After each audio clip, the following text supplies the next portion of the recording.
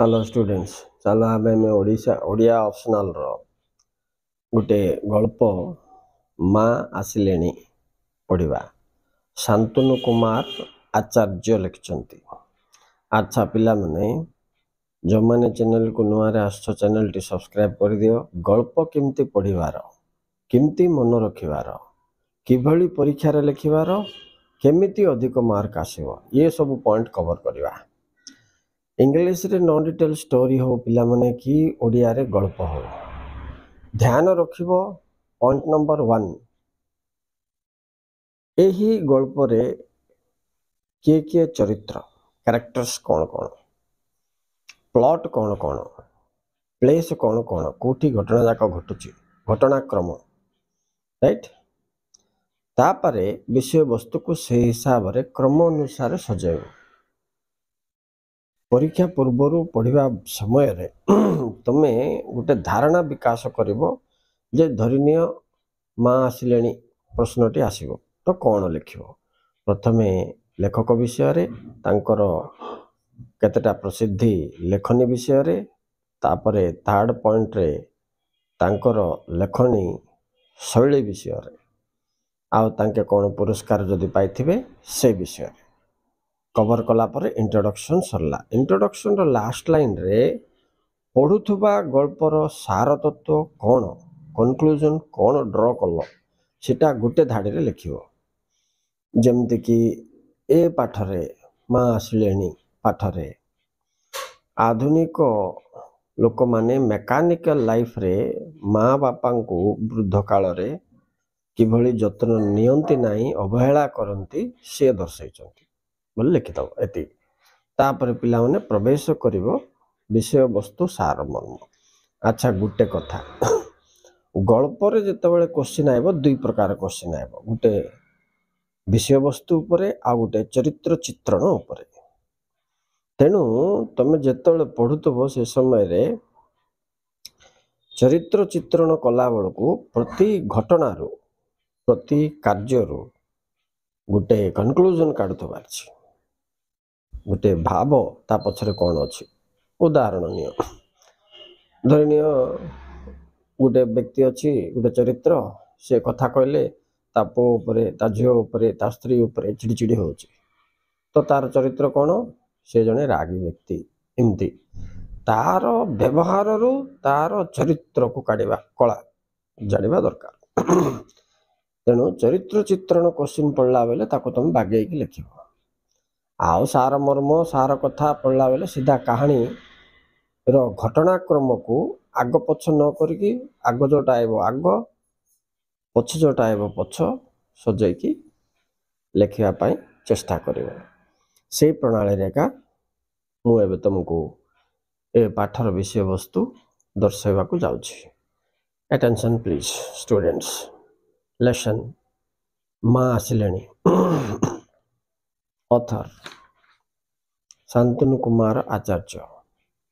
लेखक परिचय स्वाधीनता परवर्ती कालर ओडिया साहित्य जगतर एक गाल्पिक ओ उपन्यास रचयक हिसाब रे बहु प्रसिद्धि लाभ करछंती शांतनु कुमार आचार्य। फर्स्ट लाइन सरला तापर लिखिदब से अनेक गल्प लिखि निजर साहित्य जगत रे निजर परिचय प्रस्तुत करछंती जेपरिकी मन अरण्य एक मन मर्मर 2 नर किन्नर 3 दक्षिणावर्ती 4 शकुंतला इत्यादि इत्यादि बोल लिखिदबार राइट। से कौन कौन अवार्ड पाई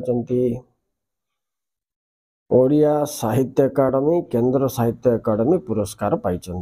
लेखनी शैली किमती व्यंजनामय और व्यंग्यात्मक दृष्टि रे मन विश्लेषण धार्मिक चिंताधारा विशिष्ट अटे। आउ टिके डाबा मारदब पिला माने लेखनी हृदय स्पर्शी अटे यह अति रोमांचक अटे। ये सब केता कॉमन पद मन रखिथिबो जो गल्प पढ़ू कवि विषय रे कि लेखक विषय रे कि गाल्पिक विषय रे से कॉमन पद गुडाक भितर गुड 4-5 टा मार दथो ठीक अछि। एबे जदि विषय वस्तु को जिबा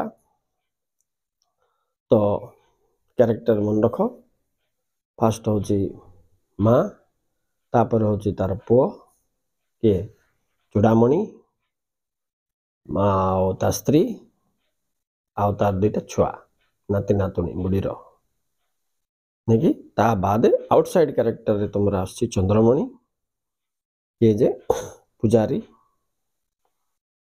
ଇଏ ଗୋଟେ କ୍ୟାରେକ୍ଟର ଏତିକି ମନେ ରଖିଲା ପରେ କିଏ କ'ଣ କହିଥିଲା କିଏ କ'ଣ କରୁଥିଲା ଆ ଉପରେ ଧ୍ୟାନ ଦେବ ସେଇଟା ହିଁ ଲେଖି ଆଇବ ପରୀକ୍ଷାରେ କିଏ କ'ଣ କରୁଥିଲା କିଏ କ'ଣ କହୁଥିଲା ରିଆକ୍ସନ୍ କ'ଣ ଆଇ ଉପରେ ଦେବ ଆଚ୍ଛା ତ ଏବେ ଦେଖ ପିଲାମାନେ ଏଇଟା ଗୋଟେ ଦିନ ସକାଳ ସମୟର କଥା 8ଟା ହେଇଛି ଘରେ ସମସ୍ତେ ଶୋଇଛନ୍ତି ଇଏ ପୁଅ ତ ଚୂଡ଼ାମଣି ସେ ଜଣେ ବାବୁ ସାହେବ ବୋଲିକି ଆମେ କହିପାରିବା କାହିଁକି ସରକାରୀ ବଙ୍ଗଳାରେ ତାଙ୍କୁ ଆଶ୍ରୟ ମାନେ ସେ ଜଣେ ସରକାରୀ କର୍ମଚାରୀ ବୋଲିକି ଆମକୁ ଜଣାପଡ଼ୁଛି ନିଦରୁ ଫେରେ ଉଠି ନାହାନ୍ତି ଚାକର ଚନ୍ଦ୍ରମଣି ପାଟି କଲାଣି ମା ଆସିଲେଣି ହଠାତ୍ ଏ ଶବ୍ଦ ତା କାନରେ ପଡ଼ିବା ମାତ୍ରକେ ନିଦ ତ ଟିକେ ଭାଙ୍ଗିଲା କିନ୍ତୁ ଆଖି ଖୁଲୁ ଖୁଲୁ ତାକୁ ଆଉ ପୂଜାରୀର ସ୍ୱରରେ ଆନନ୍ଦ ଲାଗିନି ସିଏ ଚିନ୍ତା କଲାଣି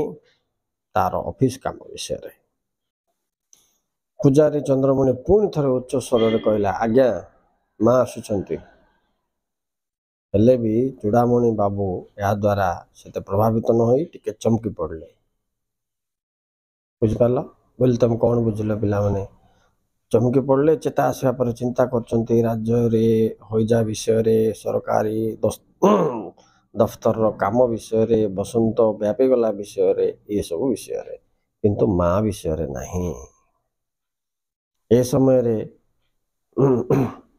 ସମସ୍ତେ ଦେଖିଲେ ଯେ ଚନ୍ଦ୍ରମଣି ଆଉ ଥରେ ଘୋଷଣା କରିଥିଲା ସମସ୍ତେ ଉଠ ମା ଆସିଲେଣି ଚନ୍ଦ୍ରମଣି ସେଇଦିନ ସକାଳଟି ଚନ୍ଦ୍ରମଣି ବାବୁ ପରିବାର ପାଇଁ ଇଏ ଖୁସିବାସିର ସକାଳ ବୋଲି ଘୋଷଣା କରିଛନ୍ତି ମା ଆସିବା ପରେ ଆଚ୍ଛା ଏବେ ଯଦି ଆମେ ଟିକେ ଚୂଡ଼ାମଣିଙ୍କର ମା କଥା ଦେଖିବା ସେ ଉଚ୍ଚଶିକ୍ଷିତା ଥିଲେ ବିଧବା ଥିଲେ ମାତ୍ର ତାଙ୍କର ଚରିତ୍ରରେ ଅନେକ ଏମିତି ଗୁଣ ଥିଲା ଯାହାରେ କିଛି ନା କିଛି ଶିଖିବା ଜିନିଷ ଅଛି ସ୍ୱାମୀ ତାଙ୍କର ଛାଡ଼ି ପଳେଇ ଗଲା ପରେ ତାଙ୍କର ଗୋଟେ ମେନ୍ ଗୁଣ କ'ଣ ଥିଲା ବୋଇଲେ ସେ ସ୍ୱାମୀ ସହିତ ମଧ୍ୟ ଏଇଟା ସେୟାର କରିଥାନ୍ତି ଯେ ସେ କାହାଠୁ ଉଦ୍ଧାର ନେବେନି ମାନେ କାହାର ଋଣୀରେ ରହିବେନି ଏ ଗୋଟେ ଚିନ୍ତାଧାରା ହେଉଛି ଚିଫ୍ ପଏଣ୍ଟ ଅଫ୍ ତାଙ୍କର କ୍ୟାରେକ୍ଟର ବୁଝିପାରିଲ ନା ଏମିତିକି ତାଙ୍କ ପୁତ୍ର କନ୍ୟା ଏମାନଙ୍କ ଠାରୁ ମଧ୍ୟ ସେ ମରିବା ପୂର୍ବରୁ ଋଣରେ ନ ରହିବା ପାଇଁ ଚେଷ୍ଟା କଲେ ସେଟା ପାଇଁ ସେ କ'ଣ କରୁଥିଲେ ବୋଇଲେ ମିଲ୍ ପାଇଁ ବିଲ୍ ବୋଲି ବୁଝିପାରିଲେ ନା ପିଲାମାନେ ଖାଇବା ଯଦି ତାଙ୍କ ଘରେ ସେ ଖାଆନ୍ତି ତେବେ ବି ତାର ବିଲ୍ ମାନେ ପଇସା ଫେରାଇ ଦିଅନ୍ତି ଆକୁ ନେଇକରି ପୁଅ ତୁମର ଚୂଡ଼ାମଣି ସତେ ଯେପରି ତାର ମା ପ୍ରତି ଅନୁରାଗ ତାର ମା ପ୍ରତି ସ୍ନେହ ଅଛି ବାହାର ଲୋକମାନଙ୍କୁ କହିଥାଏ ଏ ମା କ'ଣ ଆମ ଘରେ ରହିବ କି ଇଏ ତ ମିଲ୍ ପାଇଁ ବିଲ୍ ମାଗେ ତାକୁ ସେ ଭାଷାରେ ସେ କହିଛନ୍ତି ୱେଷ୍ଟରେ ବୁଢ଼ାବୁଢ଼ୀ ମାନେ ତ ହୋମ୍ରେ ରୁହନ୍ତି ଇଷ୍ଟରେ ମାନେ ପଶ୍ଚାତ ଦିଗରେ ବୁଢ଼ାବୁଢ଼ୀ ମାନେ ହୋମ୍ ଓଲ୍ଡ ଏଜ୍ ହୋମ୍ ବୃଦ୍ଧାଶ୍ରମରେ ରୁହନ୍ତି ଇଷ୍ଟରେ ତ ଏ ବୟସ ହେଲା ବେଳକୁ ବନପ୍ରସ୍ଥ ବଣକୁ ପଳେଇ ଯାଆନ୍ତି ତେବେ ଆମେ ବହୁବାର ଅନୁରୋଧ କରୁଛୁ ମାଆକୁ ଆମ ପାଖରେ ରହିବାକୁ କିନ୍ତୁ ସେ କ'ଣ ରହିପାରିବ ଆପଣ ଚିହ୍ନନ୍ତି ନା ଆମ ମାଆକୁ ପିକୁଲିଆର ଓମେନ୍ ବୋଲି ସେ ତାକୁ ସମ୍ବୋଧନ କରିଛନ୍ତି ଆମ ସାଥିରେ ରହିବାର ତାର ସର୍ତ୍ତ କ'ଣ ଜାଣ ଚୂଡ଼ାମଣିଙ୍କ ଭାଇମାନେ ପରସ୍ପର ବନ୍ଧୁବାନ୍ଧବ ନିଜ ସହିତ ନିଜ ମାଆର ଚରିତ୍ର ସମ୍ପର୍କରେ କହୁଛନ୍ତି ଏମିତି ପ୍ରତ୍ୟେକ ମିଲ୍କୁ ଗୋଟେ ବିଲ୍ ମାଗେ ସେ ବୁଝିପାରିଲ ସେ ଆମେ କ'ଣ ଘରକୁ ହୋଟେଲ କରୁଛୁ ଏ ପ୍ରକାର ଭାବନା କୁହନ୍ତି ତ ଗୋଟେ ଅନ୍ତରରେ ଗୋଟେ ଡବଲ ଷ୍ଟାଣ୍ଡାର୍ଡ ମେଣ୍ଟେନ୍ କରୁଛନ୍ତି ପିଲାମାନେ ଏ ବିଷୟ ଆଜିର ସମାଜରେ ମଧ୍ୟ ଦେଖିବାକୁ ମିଳୁଛି ବୋଲିବା କଥା ତୁମର ଶାନ୍ତନୁ ଆଚାର୍ଯ୍ୟ ଏଠି ଦର୍ଶାଇଛନ୍ତି ବୋଲି ତୁମେ ବୁଝିବା ଅଛି ଚାଲ ଏମିତି କେତେ ସମୟ ଚାଲିଲା ପରେ ତାଙ୍କର ମିସେସ୍ କଥା ଟିକେ ଦେଖିବା। ମିସେସ୍ ଯେତେବେଳେ ଶୁଣିଦେଲା ଶାଶୁ ଆସିଛି ବୋଲି, ହଁ ଶାଶୁ ଆସିଛନ୍ତି, ଆଚ୍ଛା ତାଙ୍କୁ ମସଲା ଦୋସା ବୋଲେ ବେଶୀ ଇଚ୍ଛାରେ